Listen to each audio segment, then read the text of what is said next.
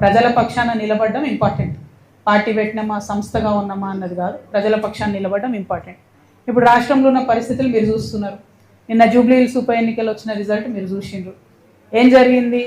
మొత్తం ఊర్లలో ప్రతి చోట ఎక్కడ పోతున్నా కాంగ్రెస్కి వ్యతిరేకత ఉన్నది. అది మీకు కూడా తెలుసు. అంత వ్యతిరేకత ఉన్నా అన్ని వేల మెజార్టీతో కాంగ్రెస్ పార్టీ ఎట్లా గెలిచింది, ఎందుకు గెలిచింది అంటే అనుకున్న స్థాయిలో ప్రతిపక్షమైనటువంటి బీఆర్ఎస్ అందుకొని పనిచేయలేకపోతుంది అన్నది క్లారిటీగా అర్థమవుతున్నది. అక్కడ వాళ్ళు సోషల్ మీడియాలో ఉద్యమాలు చేస్తున్నారు తప్పితే కిందకు వచ్చి ఎటువంటి ఉద్యమాలు చేస్తలేరు.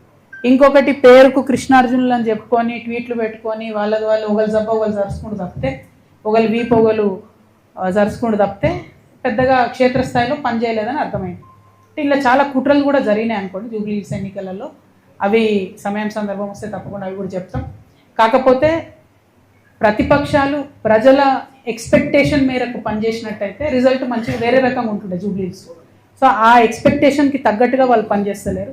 అక్కడే తెలంగాణ జాగృతి వచ్చి ప్రజల మధ్య నిలబడి ప్రశ్నించాల్సినటువంటి అవసరాన్ని గుర్తించినాం కాబట్టి ఇంత పెద్ద కార్యక్రమం తీసుకొని ప్రతి జిల్లాకు కూడా వెళ్ళి పనిచేస్తా ఉన్నాం. Thank you. జై తెలంగాణ. జై తెలంగాణ.